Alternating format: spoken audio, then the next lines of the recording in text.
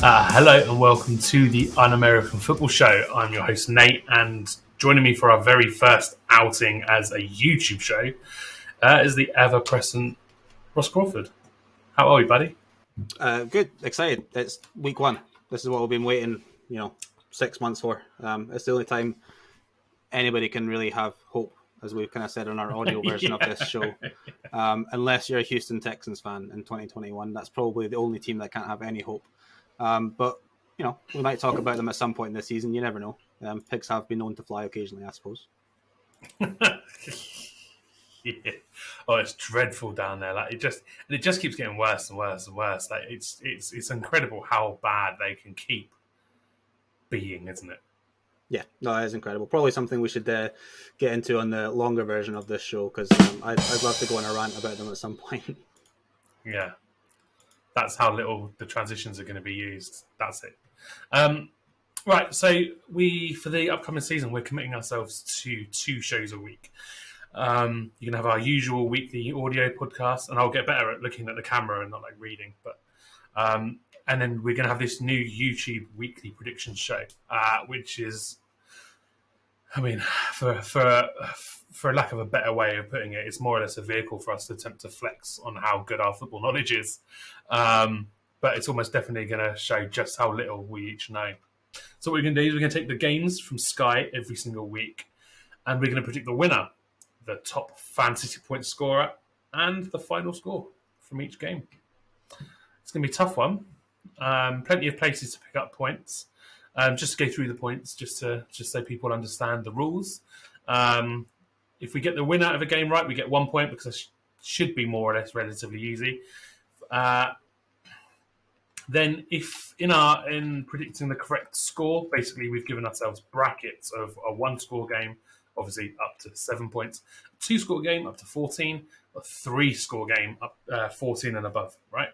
So, and then there's a perfect score as well. So basically, you get 1 point if it's a 1-score, if you predict a 1-score game, 2 points if you predict a 2-score game, 3 points if you predict a 3-score game. However, if you get the perfect score, you get 5 points. So it's not just 1 extra point; it's 2 extra points. Excuse me. The beer's kicking in. And then the top fantasy scorer from the 5 games that we're going to be trying to predict using PPR scoring. You're going to get 3 points if you successfully pick the correct dude, or if no one selects the correct highest scorer, but you then correctly pick the next highest scorer, you just pick one. You just get 1 point. So again, there's a double bonus there for getting the correct point. So we should have a shit ton of points come the end of the season, because they should rack up quite quickly, unless you have a real mare. Hopefully, me more than you guys. That's No, I think basically what we're saying is that we found that it's actually a lot more difficult to pick or forecast, not close games, basically, like kind of massacres, as it were. So we're rewarding ourselves for being able to predict those games. I'm looking forward to predicting top fantasy scorer every week. I think that could be some extra bonus points up for grabs. Yeah, just don't put Alvin Kamara every week, because it's only going to happen once out of 18 weeks, isn't it? But for that 1 week will be glorious. So yeah, but you'll be 40 points behind by the time that happens, and it's 38 points behind after it. It's not. If I'm already out of contention within week 5, week 6, I will pick Alvin Kamara or Taysom Hill the rest of the way. Oh, Tay, my boy. Right. Anyway, so we're not going to waste too much time talking about it. We're just going to go straight in. So, Thursday night football, game 1, week 1. The Cowboys at Tampa. Friday kicks off roughly Friday midnight here in the UK on Sky Sports NFL, or it won't be on Game Pass with it because it'll be blacked out. So we'll start with you, Ross, seeing as I'm host and I should let someone else talk for a bit. What you got? Yeah, it's a shame that Alan couldn't make it today, because he was going to be the one person to defend his Dallas Cowboys, I think. Because I don't know anybody else in the world, Nate, so I assume you're picking the Buccaneers. I don't know anybody else that's picking Dallas, unless you're a Dallas Cowboys fan this Thursday. It's Super Bowl banner night, raising the banner, packed house in Raymond James Stadium down in Tampa. you know it's going to be an electric atmosphere. I have it being a Tampa Bay Buccaneers win 24-20. I'd like to introduce you a stat that's going to back this up. Since they started having this defending Super Bowl champions at home in the NFL kickoff game in 2004, the defending Super Bowl champions have gone 14-2 in 16 games in that opening weekend. One of the teams who lost was the New York Giants, and they were actually playing away from home for whatever reason that year to the Dallas Cowboys. And the New England Patriots, you'll be happy to hear, also were the other team to lose.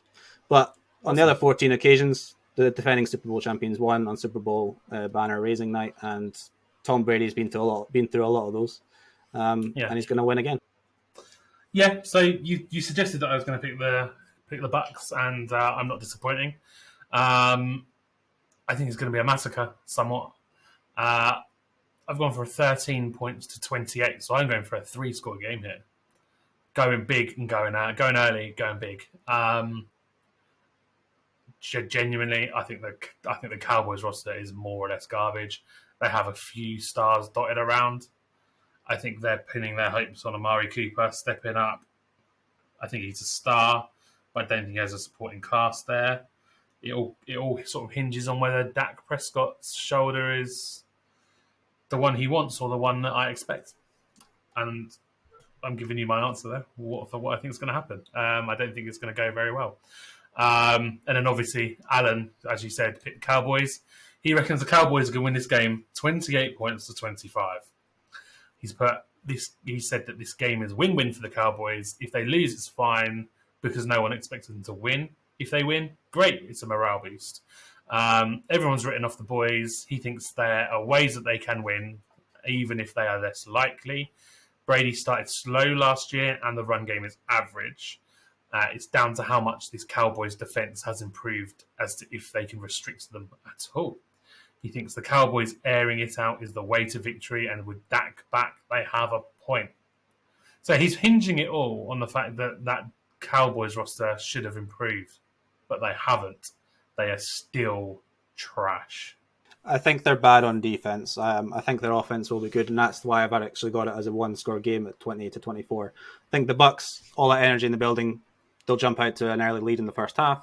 But I think that offense is too good on Dallas' side to slow down for all 4 quarters, so they might get a meaningless touchdown late on to keep it to a 1-score game.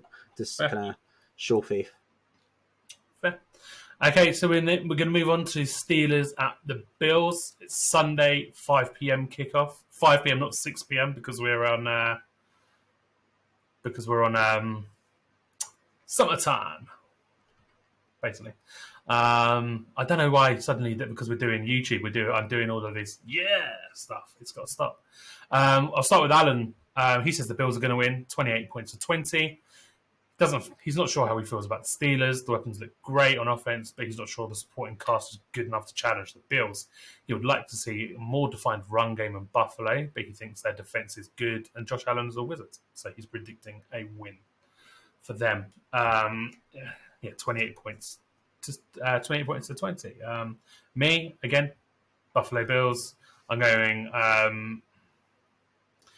20 points to 26. Buffalo win that in-house. I think the Steelers are doo-doo biscuits, to paraphrase, to quote Will from the official Pigskin Party podcast. He said that about somebody once, and it stuck with me, and I keep thinking that people are doo-doo biscuits now. It's not good. But yeah, I think the Steelers are crap going into this season. I think the wheels are all going to all come off. And I think the Bills, it's going to be a 1-score game, but it's going to be a comfortable win for the Bills. Yeah, no surprises. Clean sweep, home Bills. I do think the Steelers are being written off, and I'm always scared when too many people pick the same team. Because Pittsburgh, they went 11-0 to start the season last year. They'd still have a lot of decent players that are returning. But TJ Watt has been questionable in practice this week. I think he only just returned to practice as we're talking today. So he's been injured. Stephon Tuitt is also on IR at the moment. Ben Roethlisberger, you could tell he'd slowed down a lot last year, didn't trust the offensive line towards the end of the season. It'll be really interesting to see if that offensive line is actually any better than it was at the end of last year. But I have the Bills winning 31-20, so a 2-score game. I think Josh Allen is the real deal, and he's going to back up his stellar 2020 with potentially an even better 2021. So something to keep track of. Nice. Next up, Sunday 9:25 p.m. kickoff on Sky. The Browns visiting the Chiefs. I'm going to start this one. I'm going to go for the Browns. I'm putting a bit of a left field out there. I just think you're always setting yourself up for failure going against Mahomes and co. However,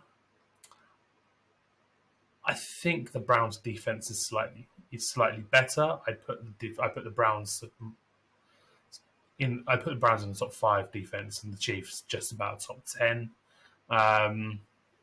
Chiefs were top 10 offense and defense last year, and they may well repeat that this year. However, I think the Browns are better on defense. It's going to be a gunslinging contest, and I just fancy the Browns to upset everyone. It's pure and simple. That's where I'm going. Well, it became very close last year in the AFC divisional game, and I also have a very close game. Where I disagree is where I think you said it's going to be a bit of a gunslinging, points all over across the board contest. I think week 1 of the season, I favour the defenses to come in and really shut each other's offenses down a little bit, and I also think Cleveland Browns are going to absolutely run the clock down with their running attack with Nick Chubb and Kareem Hunt. I think that's going to shorten the game, so there's going to be more limited possessions for each offenses. Best way to beat the Chiefs is keeping Patrick Mahomes on the sideline. I think that's what the Cleveland Browns are going to try and do. But if Patrick Mahomes has the ball in the fourth quarter driving to win the game, I'll always back Patrick Mahomes, no matter what happened in February. So that's what I've got. I've got a 1-score game. I've got 20-17 to the Kansas City Chiefs. I hope that this is a game of the week contender. Yeah. Because I think in that instance, you're going to see some really good defense, some really good rushing attack from the Cleveland Browns, and then Patrick Mahomes is going to drive down the field and show us what the Chiefs offense can really do in the fourth quarter. So a come from behind victory, or maybe at 17 all, and they kick a field goal to win the game. But that's what I'm going for, and I think that'll be a really good game and a really good watch if that is the case. Yeah, I think my prediction of it being a big scoring contest may be wishful thinking. Alan has also unsurprisingly gone with the Chiefs. He's gone with 24 points to 23. He says it's hard to go against the Chiefs, so he won't. He doesn't feel like the strongest. Doesn't feel like the strongest Chiefs team in his opinion, but we may well see a new and improved Edwards-Helaire. He likes the Browns a lot, but he thinks they will lose a squeaker. Next up, we have the Sunday night football, which kicks off UK time Monday, 1:20 a.m. We've got the Bears at the Rams. Ross starts off. Yeah, one word. I think it's one word. I'm not going to show my lack of English knowledge here, but bloodbath. I think you can put that in as one word. I think that's 2 words, mate. I can hyphenate. We'll forgive you. You're Scottish. Exactly. I barely learn English up here in the schools, but bloodbath for me. The Bears' offense is going to completely fall apart in the face of the Rams' defense. Andy Dalton is going to get sacked 3 times by Aaron Donald alone.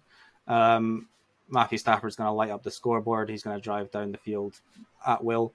And I think the rushing attack is going to be really good of the Rams, despite all their injuries at running back over the summer. I think the addition of Cam Akers, Darrell Henderson is reported to be fully healthy.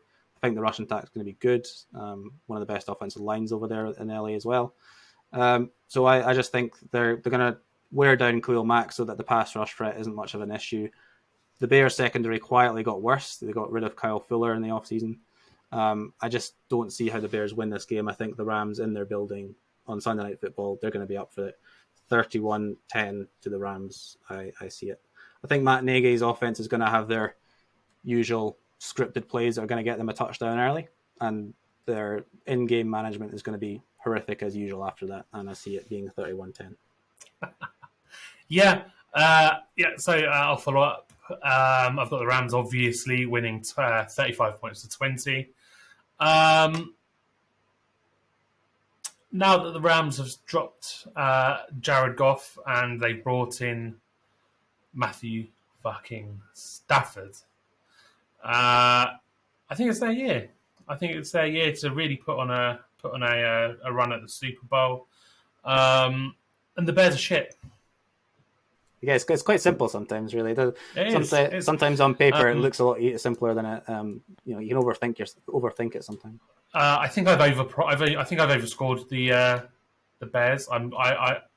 Now when I look at it, 35 points to 20, I am going to change the Bears uh, on air to 12 points.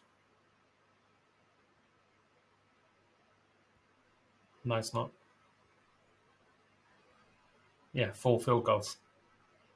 But yeah, no. Alan similarly thinks the Rams are going to have it relatively easy, although he thinks it's going to be a closer game. Uh, Alan's a very conservative gentleman, so it's not surprising. He's gone 27 points to 17 in favour of the Rams. And much like my own thoughts, he's higher on the Rams this year with Stafford, and he thinks they might even be Super Bowl bound. This is a decent test against a tricky Bears side. This is where we now differ. This is a decent test against a tricky Bears side. However, despite saying that, he thinks the Rams are better offensively and defensively, so expect it to not actually be that close.